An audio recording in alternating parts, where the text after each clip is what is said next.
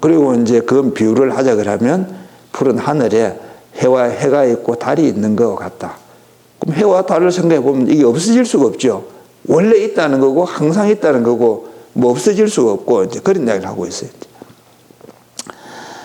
그런데 거기에 이제 구름이 생겨가지고 우리 살듯이 참 이래 뭐 날이 밝을 때도 있고 안 밝을 때도 있고 했었는데 이런 구름이라는 것은 바깥 경계, 바깥에 보고 있거나 듣거나 하는 이런 데에 집착을 하게 되면 그런데 그만 내가 마음을 뭐 어느든지 마음이 걸리게 되면은 그러면 구름이 생기고 거기서 근거가 없는 그런 생각들이 일어난다. 그건 망념이라 그러나서 아무 근거도 없었던 거니까 원래 근거로 치면 깨끗한 하늘과 같은 게 우리 본래 마음인데 뭐 어떻게 해서 이제 그게 집착이 생겨가지고 망념이 생겼다. 그래서 이제 그런 망념을 없애면 그러면 내외명칠하다. 지금 요 이제 항해 부분에서 내외명칠을 설명하는 걸 요 부분을 요렇게 지금 설명해 놨어요. 그런 망념을 없애면 내외명칠하다. 그럼 뭐가 내냐? 우리 마음 본심이 내가 안 되겠습니까? 그죠? 그럼 왜, 뭐가 왜냐? 내 몸 밖에, 내 마음 밖이 왜가 안 되겠어요? 그래서 안과 밖이 사무쳐 하는 것은 서로 통과를 한다는 점에서는 구분하는 것이 없이 그래 안은 아니고 밖은 밖인데 완전히 나누어져 있지 않고 그것이 서로 통과되고 투과되고 있으면서 환하다 그런 뜻이에요. 내외 명철했을 때는 그러면서 자기 성품 중에 만법이 모두 다시 나타난다. 내 마음 속에 내 마음의 본성 속에 밖에 있는 것들이 다시 그 속에 나타나게 되는 것이다. 그런 걸 내외명치례라고 한다. 그리고 이제 단어로 치면 청정법신이다 이래 되어 있어요. 이 세상에 있었던 제일 처음에 이제 우리 성품을 이야기할 때 다 청정하다 이야기를 했는데 그것은 이 세상 전체 내가 있는 거 청정할 뿐만 아니라 세상 자체도 청정하고 거기에는 일체법이라 했는데 그 법은 진여법으로서 뭐 모든 법이 다 있는 거니까 모든 법이 있는 걸 한마디로 뭐 법신이라 그러거든요. 그래서 그 청정한 법신이 나를 기준으로 해서도 내가 청정한 법신이 되고 세상 전체를 해서도 청정한 법신이 된다. 언제? 내외명철이 되면 내 마음에서 청정하게 되며 구경으로 청정하게 되면 내 마음뿐만 아니라 세상도 청정하다. 지금 이 이야기, 내외명철 이야기하고 있는 이야기는 이런 이야기를 지금 하고 있습니다. 저 이제 본문 있는 내용이 길어서 그러는데 그걸 한번 읽어봅시다. 29쪽에 보면 그죠? 무엇을 청정법신이라 하는가? 세상 사람의 성품은 본래 스스로 청정하여 만법이 다 자기의 성품 가운데 있으니 모든 법이 다 자기의 성품에 있어서 자기의 성품은 항상 청정하니라. 여기까지만 지금 그죠? 이제 우리가 흔히 이야기하는 청정법신 비로자나 뭘 원만 보신 노사나 불린 이렇게 쭉 이야기하잖아요. 그런데 그 청정법신불 하는 그게 무엇을 청정법신불이냐 하느냐 이제 그에 대한 설명이 지금 이제 이 단계 안에 지금 있습니다. 이제 컨셉님께서 이제 인용을 딱 요약을 해서 이제 하는 건데 사람의 이 마음 성품이 본래 청정하다.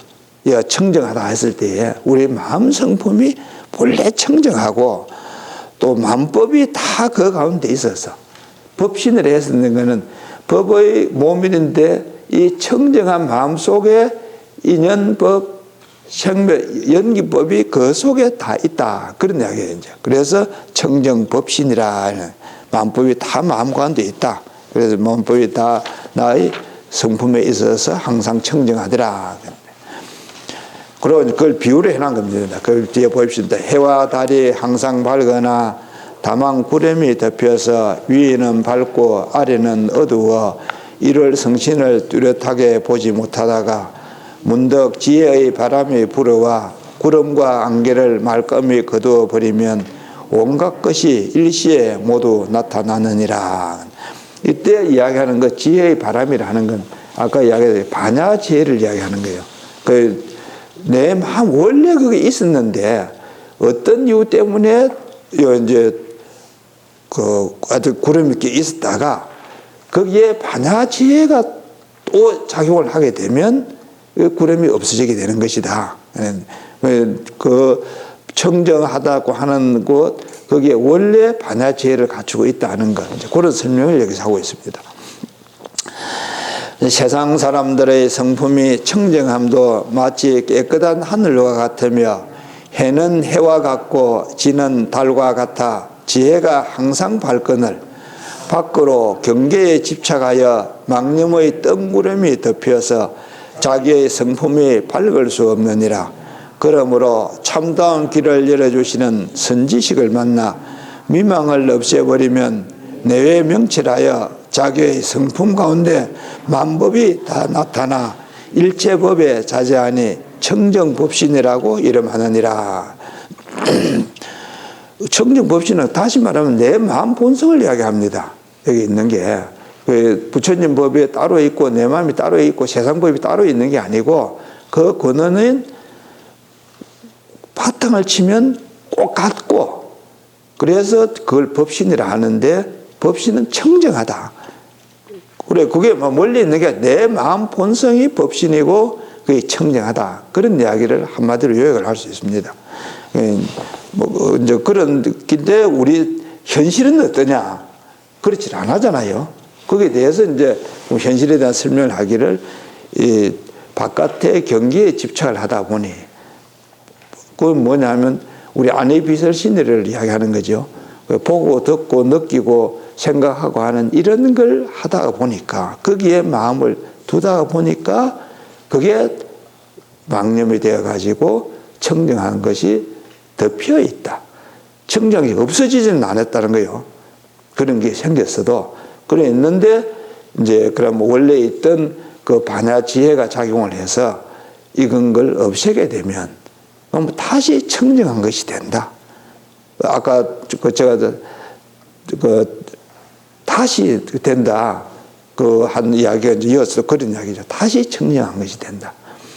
그렇게 되는 과정 속에 이제 그럼 그 증거로 증명을 체험을 해서 알 수 있는 게 내외 명철이라는 거예요. 그냥 이론적으로 그렇게 된다가 아니고 내외 명철하는 것을 확실하게 알 수 있다. 자기가 알 수 있다. 본인 스스로가 알 수 있다는 거예요. 내외 명철하는 그런 항입니다. 여기 문장에서 보면 미망을 없애버리면 내외 명철하여 자기의 성품 가운데 만법이 다 나타나서 일체법에 자제하다. 그 조금 전에 이야기하듯이 그래 이제 해인산매가 일어난다 하는 그런 이야기로서 설명을 이해를 해도 되겠습니다. 스스로의 내 마음에서 모든 사물을 움직임을 볼 수 있고 또 사물 움직임이 내가 그 인연을 알 수 있고 그렇게 일이 되는 상태를 내외명치를 하는데 이건 이제 말 그대로 하자 그러면 마음 안에서도 밝고 또 바깥 사물을 봐도 밝고 그 안팎 구분이 없이 환히 밝은 것. 그거 내외명철이 되거든요. 안팎 구분이 없이 환히 밝은 것. 조금 전에 이제 해인산매를 이제 예를 들었는데 경전에는 이런 예를 아까 컨셉에 나옵니다만 유리 그릇 안에 불을 켜놨다 그렇게 표현을 해요. 유리 그릇도 보통 유리가 아니고 수정 유리 그릇 안에 그러면 안팎이 환하겠습니까? 그죠? 수정 유리 그릇 안에 불을 켜놨으니까 내외명철은 그런 거다. 그 상태가 안 돼 있는 사람은 내외명철 없다 하겠지 뭐. 수정 유리 그릇 안에 불을 켜놔서 안팎이 환하다 하는 거 없다 하는 할 수도 있는데 부처님 말씀에 그렇게 표현을 했다. 그건 부처님께서 그 경험을 했기 때문에 그래 있는 거고 또 다른 스님들도 그렇게 이야기를 하고 있다. 그건 경험을 했기 때문에 그렇다. 그래서 큰 스님이 그걸 그렇게 주장을 하는 거예요. 그 다른 사람은 안 해봤으니까 없다지요, 그제? 근데 스님이 주장할 때는 좀 내가 해봤으니 해보니까 그렇더라는 거지. 그 본문에 하는 데 보면 있어요. 내가 오매 이래 명치를 자꾸 이야기를 하니까 사람들이 뭐 몸에 이래 병 걸렸나, 뇌명실 병 걸렸나 하는 사람도 있는데, 그렇지 않다. 그게 돼야 완전히 견성이 된다. 이런 이야기를 하고 있거든요. 이제 본인이 해왔다는 이야기지, 그게. 여기서 뇌명체를 딱 집어내가지고 이렇게 이야기를 할 수 있는 건, 뭐 경험 안 해봤는데 그 이야기를 하겠습니까? 하여튼 이제 이야기는, 지금 아까 이야기했던 그런 견성을 하는 그런 이야기들이 이론적으로 되어 있을 때에 또 스스로 마음을 관찰해서 그렇게 간다고 했을 때, 그럼 그게 어떤 상태가 되냐? 실험을 해보면 어떻게 되냐? 이래 했을 때 이 뇌명실항이 딱 그 이야기, 실험한 이야기를 하고 있는 거다. 경험한 이야기고 체험한 이야기를 하고 있는 거다. 즉 저는 이 부분은 그래 봅니다. 그래, 다른 어느 보담도 이 부분은 굉장히 중요한 거죠.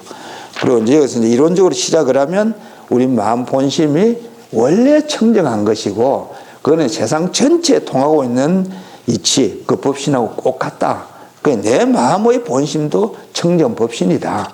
요 이야기는 핵심이 이제 그래 되겠으니까, 이제 그런 청정 법신으로 돌아가면 뭐 견성한 거고, 그게 뇌명체라고 하면 다 같은 이야기가 되는 거다. 근데 이제 그 중간에 걸리는 게 뭐냐? 망념이 있는 거 아닙니까? 이게 현재 우리 상태예요. 지금 내 마음의 상태. 그러면 이제 해야 되는 게 이 망념을 그러면 어떻게 없애냐? 이 이야기가 이제 또 계속해서 이제 안 나오겠습니까? 앞부분에서는 자기 마음을 잘 관찰해라. 그렇게 이야기한 게 한 부분이었는데, 계속해 나가면 이제 어떻게 하면 그 망념을 없애는 그 이야기가 나오겠죠, 이제. 또 이제 가 보입시다. 32쪽에는 보면 조금 이제 다른 표현을 하나 해놨는데, 32쪽 하나, 둘, 셋, 네 번째 줄에 한번 보시면은, 지혜가 항상 발끈을, 그 문장 글 있는 거 보십니까?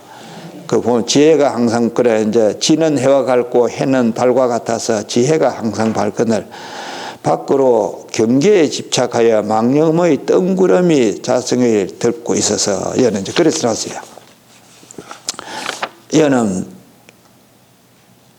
경계에 집착해서 망념의 뜬구름이 마음을 덮고 있다. 이래 놨는데, 아까 우리 30쪽 읽을 때는 어떻게 했냐면, 그거는 하나, 둘, 셋, 넷, 다섯 쪽에 보면, 나타나느니라 세상 사람들의 성품이 청정함도 해가지고, 여기서는 세상 사람들의 성품이 청정해서 하늘과 같고 해와 같다. 이제는 그래서 여기서는 망념의 뜬구름 이야기 해가지고, 망념 쪽을 이야기를 해놓은 게 아니고, 이거는 청정한 쪽을 이야기해가지고 이제 설명하고 있어요. 그 두 개가 같은 것 같은데도 설명하고 있는 방식이 조금 달라요. 그 책에 따라서. 이런 게 이제 그 설명하는 방식은 좀 다른다 하는 걸 볼 수 있는 책이 이제 다르면 이제 그걸 설명하는 방식을 볼 수 있는 요 대표적인 거죠. 이제. 그리고 이제 그 뒤에 부분은 이제 그야말로 불교 교리 이야기들이 쭉 되는데, 그냥 뭐 그것도 한 읽어봅시다. 만법의 권원인 청정 자성을 덮은 망념의 뜬구름을 다 흩어버리면 우주의 위아래와 몸과 마음의 안팎이 확연 명철 툭 트여 사무쳐 발검하여 깨끗한 유리병 속에 밝은 달을 담은 것과 같다. 내외 명철을 영락경, 능음경에서는 구경묘각이라고 하였으며 육조는 법신불이라고 하였다. 천태사교의 원교장에서는 아래와 같이 자세히 설명하였다. 미세한 무명을 나아가 부수고 묘각의 주위에 들어가 무명의 부모를 영원히 이별하고 구경의 일반 산정에 오르니 대열반이라 이름하는지라. 청정법신을 이루어 상적광토에 언제나 고유한 광명세계의 산이 곧 원교 불상 원교의 부처님 모습이니라. 이거 이제 쭉 한문도 나오고 뭐 여러 가지 이제 그 어려운 그런 이제 그 말씀도 있는데, 여기서 이제 핵심되는 이야기는 조금 전에 이야기 드렸듯이 그 안과 밖에 그 설명해놨지. 몸의 안과 마음의 밖과 하는 이제 몸과 마음의 안과 밖, 또 이 우리가 보고 있는 이 세상의 위와 아래, 이런 것들이 그 확연히 그 서로 통해서 환히 밝다. 그런 이야기예요. 그래서 비유를 하자면 깨끗한 수정 유리병 속에 밝은 달을 넣어둔 것과 같다. 이 내명철이라는 이 말을 영락경에서도 이야기하고 있고 능엄경에서도 이야기하는데, 거기에서는 구경묘각이라고 표현을 했고, 육조 스님은 이걸 법신불이라고 했다. 아까 이제 처음 이야기할 때 식심견성하는, 이게 육조 스님 여기서 이야기하려고 하는 핵심이다. 그래 보았고, 그걸 이제 체험을 해보면 법신불이라고도 표현을 한다. 요 내유명치를 하면 이제 그렇게 서로 관련지어서 이해를 하면 좋겠습니다. 그리고 이제 그 법신불이라고 하는 그 부분에 대해서 이제 다시 좀 이제 설명을 하고 있는 건 천태사교의 원교장 하는 이야기인데, 이거는 이제 천태종에서도 이제 아주 중요한 경전이 있는데, 천태사교이라고 하는 책이 있고, 그 책의 원교장이라고 하는 한 부분에서 보면 이제 이런 설명을 하고 있다. 그래서 이 미시한 문명을 다 없애고 그 묘각의 구경묘각의 지위에 들어가서 그 근본 문명을 완전히 다 없애고 그러면 청정법신을 이루게 된다. 육조 스님이 아까 이제 법지전부를 이룬다 했을 거나 그 천태종에서 이야기하는 구경묘각을 이루어서 법신부를 이루게 한다는 거나 이런 이야기는 서로 같은 걸 이야기하고 있다. 여기에서 이제 뭐 스님은 큰 스님께서 이제 법신부를 이룬다는 이야기에 초점을 뒀는데, 저는 이제 강조해서 하나 보여야 되는 게 무명의 부모를 영원히 이별하고 그런 표현이 있잖아요, 그죠? 이 부분을 좀 유심히 보십시오. 사람이 태어나려 그러면 부모가 있어야 태어나잖아요. 우리가 뭐 흔히 하는 걸 치면 부모 없이 태어난 자식이 어디 있냐? 아무리 호로 자식이라도 부모는 있지. 그런데 그런 참 자식이 부모를 위해서 제사도 안 지냈냐면 그는 호로 자식보다 더 하지. 욕을 할지 이래 하잖아요. 그래, 부모 제사를 잘 지내야 된다 이제 이야기하는데, 그런데 참 부모 없이 태어난 놈이 없었는데 제사 잘 지내야 된다 그러는데, 요새 뭐 제사 안 지내는 사람 많잖아요. 어디에 태어났는지 놔두고.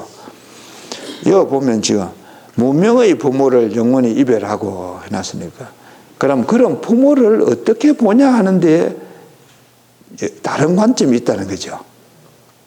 우리가 이제 이렇게 육신을 가지고 치면 저 부모를 하는 게 당연히 이제 부모인데, 여기에 있어서는 무명의 부모를 했으니까 무명이 그러면 우리를 낳게 하는 근원이라고 하는 거죠.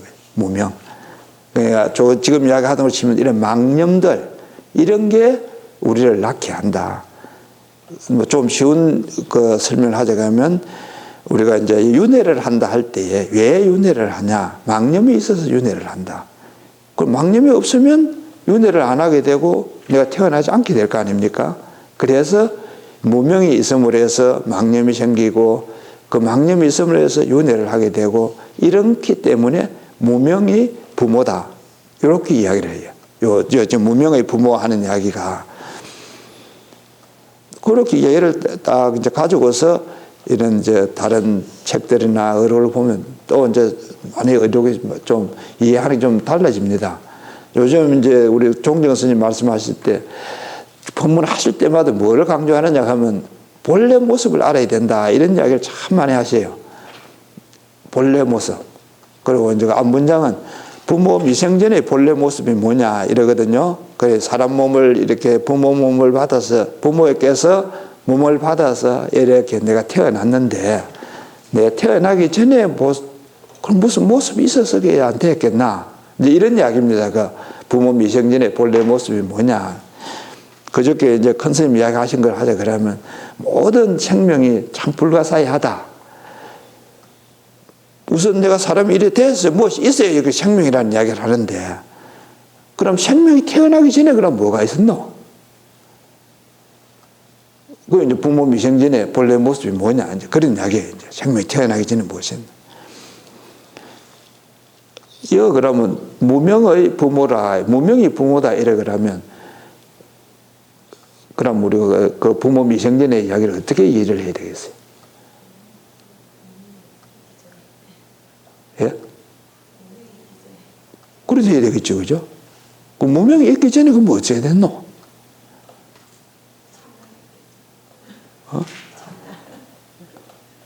이제 거기에 이제 함정이 있다는 거예요. 말을 하자면 참 나겠지, 그죠? 근데 생명에 불가사의하다 그랬잖아. 나라 그거야말로 말을 하니까 그러는데, 말을 안 하면 그럼 또 뭐 어떻게 하겠습니까? 그래, 말을 없애면서 이걸 이야기를 해야 되는 거예요. 어떻게 가능하겠습니까? 그죠? 말을 없애면서 이야기해라. 말을 할 수는 없는데 이야기를 해야 되는 거예요. 함정이 있다니 그게 이제. 그게 뭐 화두를 이야기하라 그러니까 뭐 이게 화두고 저게 화두고 하는 게 그게 다 그야말로 참 말에 빠져 있는 거고 지금 이야기하는 그걸 그럼 말 안 하면서 그걸 해봐라. 참나를 그 말로서 안 하고 그런 표현을 해봐라. 그게 화두인 거예요. 뭐 화두가 따로 참 화두가 있는 게 화두가 아니야. 딱 지금 요 문명의 부모를 영원히 이별하고 하세요. 그 문명의 부모를 어떻게 이별하는데? 그래야 생로병사 해결될 거 아닙니까? 그죠? 어떻게 이별하냐? 그런 점에서 참 말의 함정에 빠지지 않는 게 이제 화두를 찾아가는 길이고 이 문장만 치자하면 그렇게 문명의 부모를 영원히 이별하면 청정법신을 되찾게 된다. 이 문장에서는 따로 청정법신이 있는 게 아니고 원래 청정법신이다. 그걸 되찾게 된다. 이제 그런 이야기를 이제 여선님이 인용을 해놨습니다. 그리고 이제 그 다음 문장에 보면 자재보살이 오묘에 이르러 자나깨나 한결같아 오묘에 이르는 때에도 구경 묘각을 실정하지 못하면 내외 명칠의 경지는 되지 못하니 이는 삼세 모든 부처님의 극심심처이다. 네. 그래 내외 명칠이 되어서도 구경의 묘각을 실제 자기가 체험을 해야 된다. 이제 그런 이야기지요 있는 게 있네. 그리고 이제 자재보살 하는 이런 이야기들은 또 뭐 다른 데 설명을 하고 있으니까 이제 다른 데서 또 이제 보십시다. 그리고 이제 그 결론적으로 이 부분에서는 견성이 성불이다. 이제 그 말씀을 해주셨다. 그리고 이제 그 다음 문장 보면 자기 성품의 심지를 지혜로서 관조하여 내외명체라면 자기 본래 마음을 아니 본래 마음을 알면 곧 본래 해탈이요. 이제 해탈을 얻으면 곧 반야삼매요. 반야삼매를 깨치면 이것이 곧 무념이니라.